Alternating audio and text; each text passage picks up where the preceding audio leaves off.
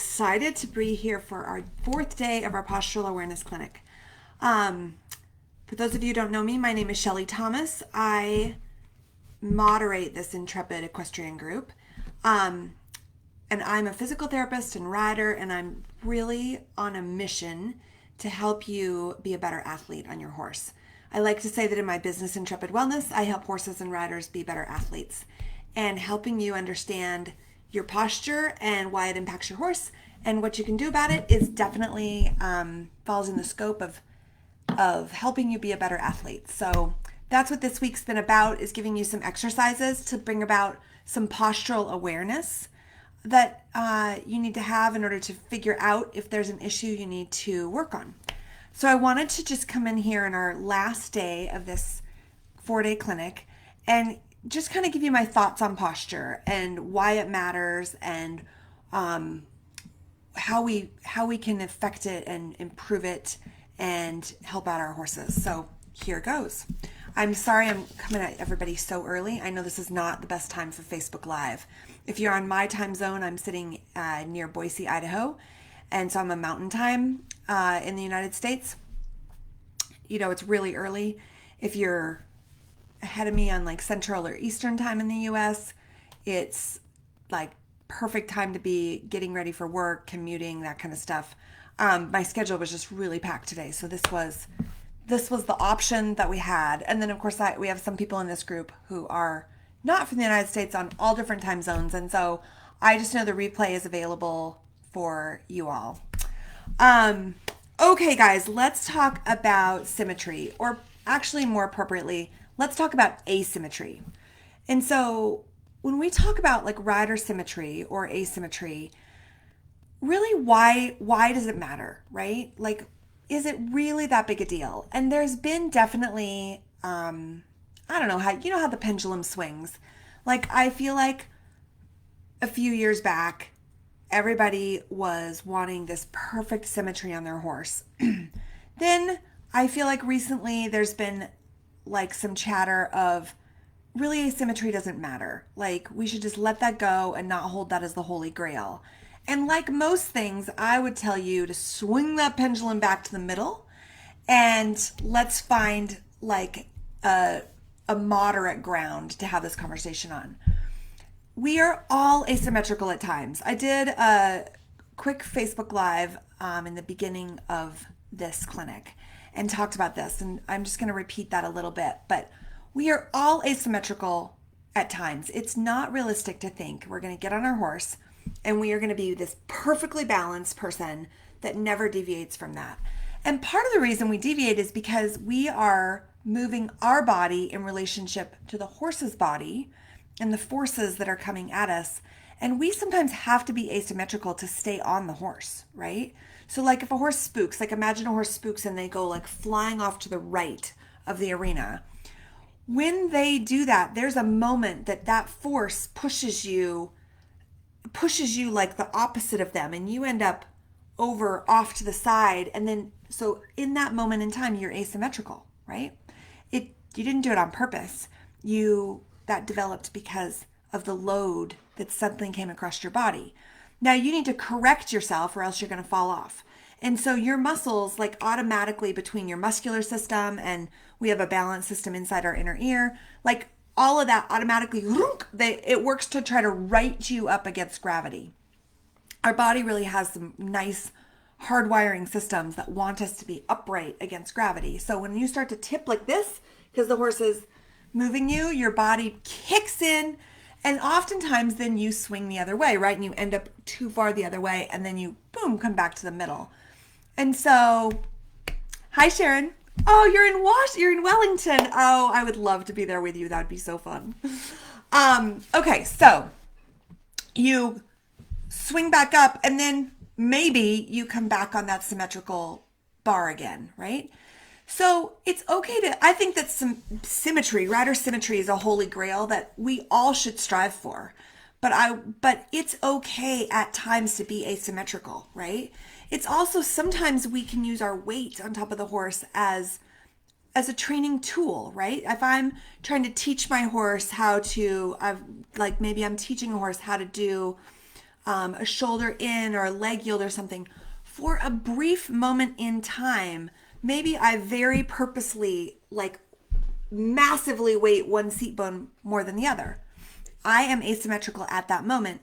The difference is I'm doing it intentionally, right? I am intentionally trying to tell the horse, like, shift here, step here, like move your body a certain way.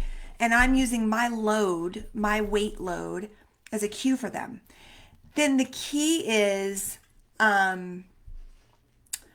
that I come back to that. And that's where I think as riders we should put our attention. Do we know when we're symmetrical? Do we know when we're asymmetrical? And can we volitionally move in and out of that, right? So let's back up for just a second and talk about why chronic asymmetry. I was going to say asymmetricality, but that's not even a word. Why chronic asymmetry is an issue for a horse. When you so let's pretend I sit on a horse, and the way I just tend to sit, I tend to collapse in my left rib cage and, overweight my left seat bone and tip my head, and I kind of ride like this. Like, this is probably exaggerating, right? But let's say that this is what I do. And I have no idea I do it. If I'm sitting up there and I said to you, like I said to you, are you straight? You'd be like, yeah, I'm straight. I'm really straight. And then I take a picture of you and I show you the picture and you're like, whoa, I can't believe I sat on a horse like that, right? That is where we get into trouble. And part of what's going on here is this is where you need the help of your handy dandy physical therapist to help you out. Why you're sitting like that is the $1 million question, right? Like, are you sitting like that because you personally have a restriction? Like, maybe you have some short muscles, some long muscles. Maybe you actually have your bones aren't actually spinning quite on axis, and the way that they're aligned and kind of holding on to each other isn't allowing you to come up. And so you need, somebody to help you improve that. You could have a pain issue that you don't even know about. Maybe you have some back pain or whatever. And at a sort of subconscious level, your body knows that if you sit like this, it's off-weighting that pain issue. And so you've just kind of learned to do that because that makes you comfortable. Sometimes we even lose sight of the fact the reason we started that in the first place was because we were uncomfortable, right?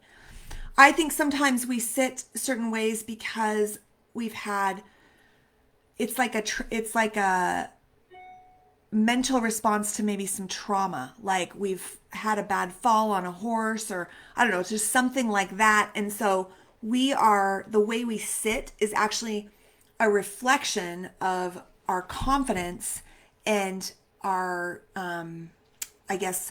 processing of all that happened. So sometimes the way we sit isn't even a reflection of necessarily our physical body, but our mental state. And then we get into strength issues where sometimes we're sitting like this because we just are flat out weak. And so we're trying to lock our arm into our rib cage and use muscles that aren't really designed to be used because we're trying to hold ourselves still, and we end up in this super tip state. But when we do this chronically, we develop what's called a motor plan. And a motor plan is really our preset, kind of preconditioned way of going after a movement, right? Of achieving a goal. So we have motor plans, whether it's with riding a horse or kicking a soccer ball or, sitting and standing up from a chair. Like if I looked at somebody in their office and how they sit and stand every day, they sit and stand a certain way, right? They have that's their motor plan for getting up from their chair and sitting down in their chair. Exact same thing when we ride a horse. And so sometimes these motor plans just become they're just good old bad habits, right? There's no sinister reason why I'm sitting on my horse like this. I just kind of started doing it, and somehow I never corrected myself. And then I did it enough that when you ask me to half halt my horse, I'm like, okay, half halt, done. Oh, I'm half halting, right? And I have no idea I'm doing it. So a lot of times the thing with symmetry is awareness of how do you move on a horse and what's your go-to pattern? And then if your go-to pattern is a motor plan that doesn't keep you in proper alignment, how do you break that up? Like, do you need help physically? Do you need help strength-wise? Do we need help like from a sports psychologist because it's a mental thing? I mean, it could do it. Is it a little bit of all of it? Right? I mean, it very well could be a little bit of all of it.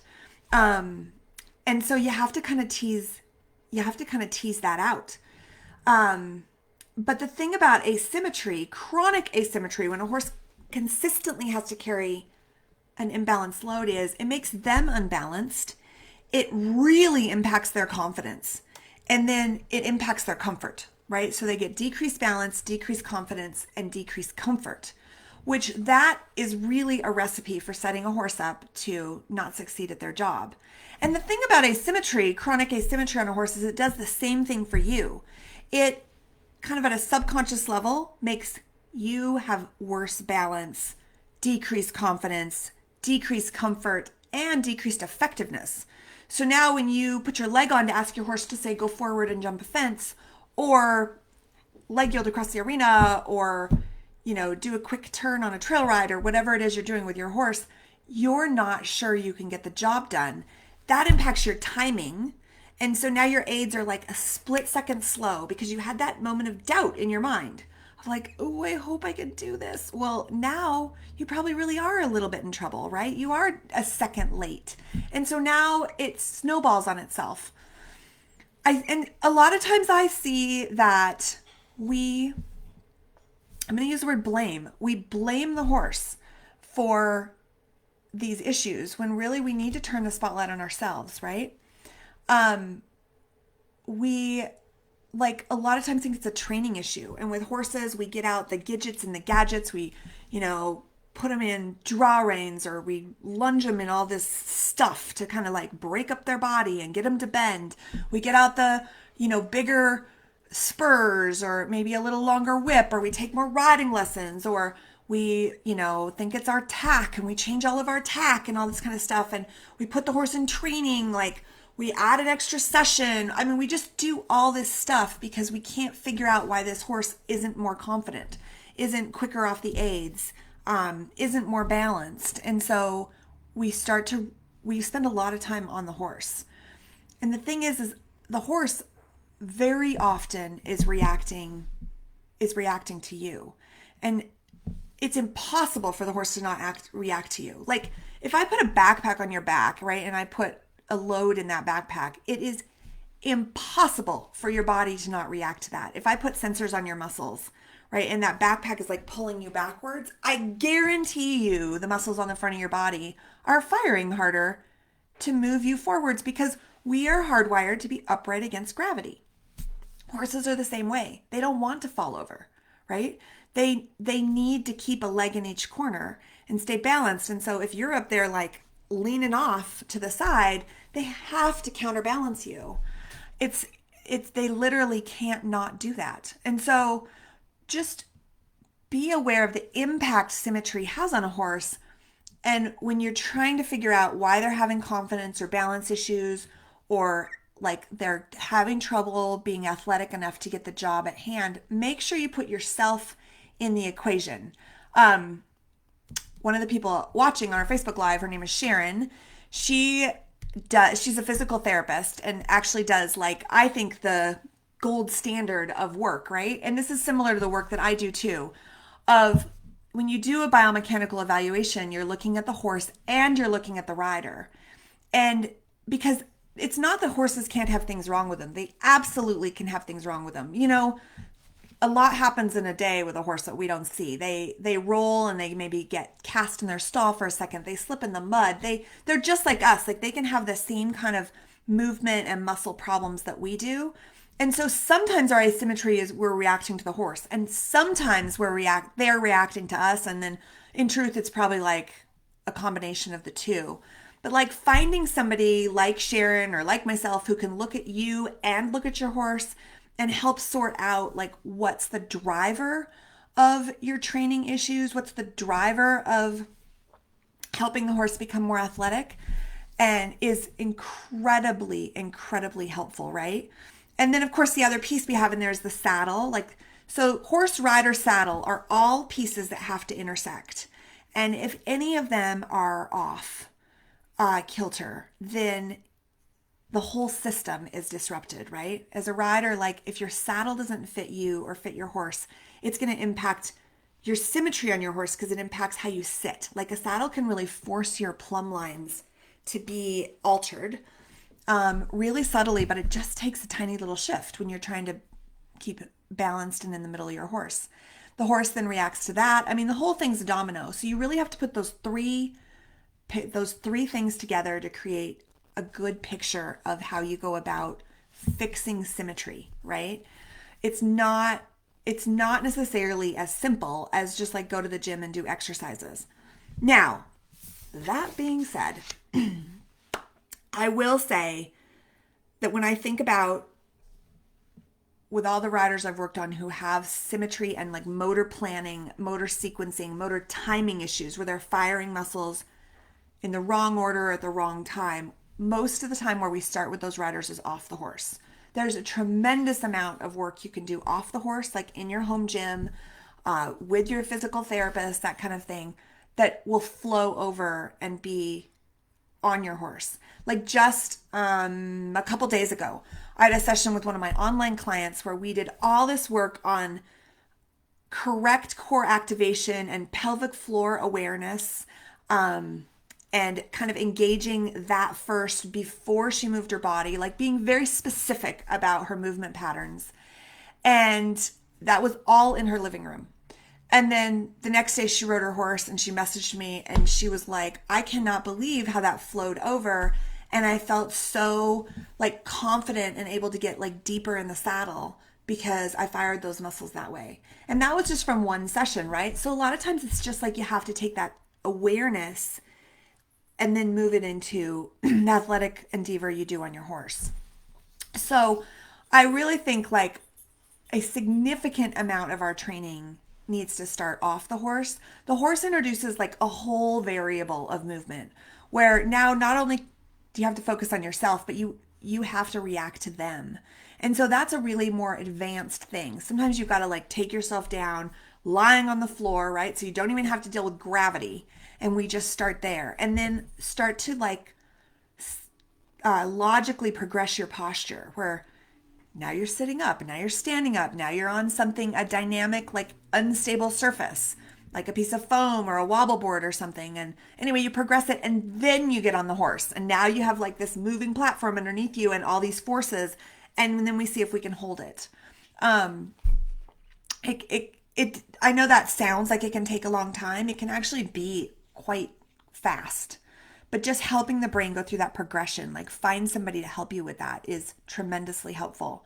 The other thing I highly encourage you to do is on a very regular basis, like I would say at the minimum once a month, have somebody take pictures or video of you where you're not trying to overly correct yourself for the camera, but you're simply like walking and trotting straight away from the camera, straight towards the camera. And then they do the same thing. They get some views from you at the side.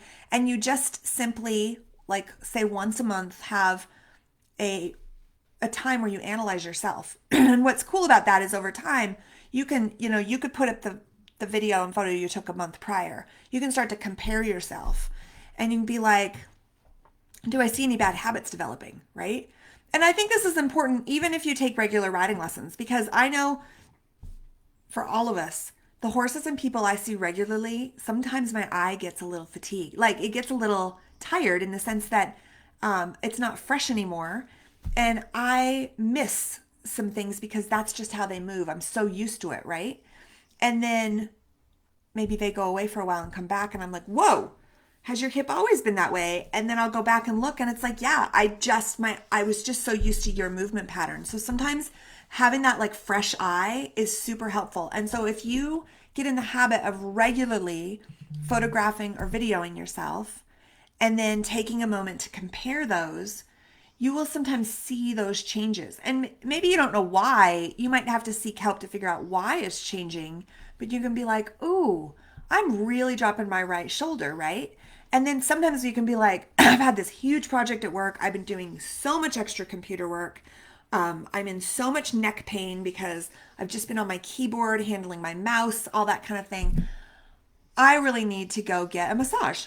I've got to like work on those muscles and loosen them up, and then that'll improve my riding. And then you could test that. You could do that, and then you could take more video and more photos, and you could see if it's better.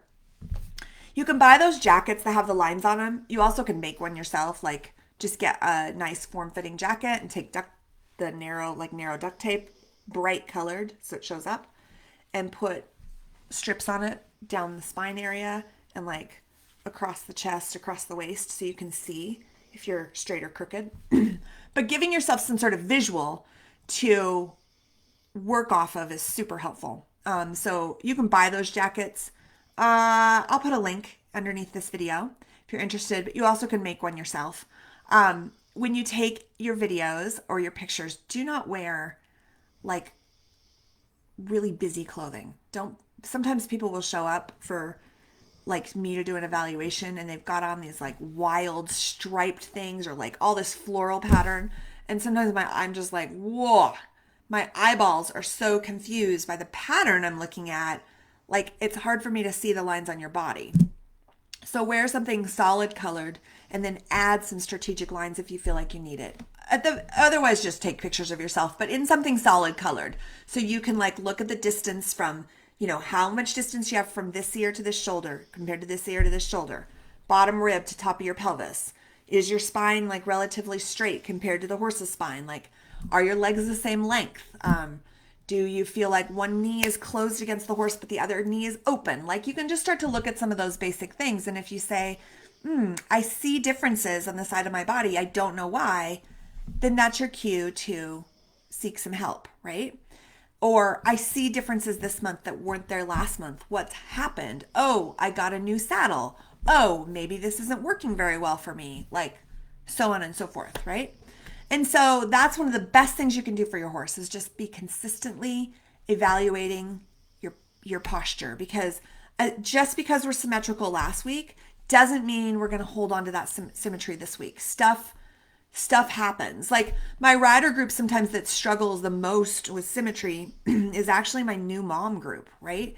In that like you have a child and then you carry that baby on one hip. And so because of that, you get shortened because you're carrying this load all the time. And then your riding gets really weird. And people are like, oh, I'm not strong from, being pregnant. I got to get that back, blah, blah, blah. And some of that might be true, but I'm like, also, it's just how you're carrying that load for hours and hours and hours a day. And it's impacting your riding. So it can be like those little things that's really helpful to have some help to figure out and then make a plan. All right, guys, let me look at my notes here, make sure that I covered what I want to cover. I think that's it. So let me know if you have any questions. I hope you had fun kind of investigating your own posture this week. And I hope that you get into a regular routine of looking at yourself, looking at your posture, and then find a person who can help you, can look at yourself, look at your horse, look at your tack, and bring in that fresh set of eyes. And you'll find it's incredibly helpful to your riding, and honestly, money really, really well spent. It will make the money you spend on training your horse much more effective if you also work on yourself. So let me know if you have any questions, and have a great day. Thanks, everybody.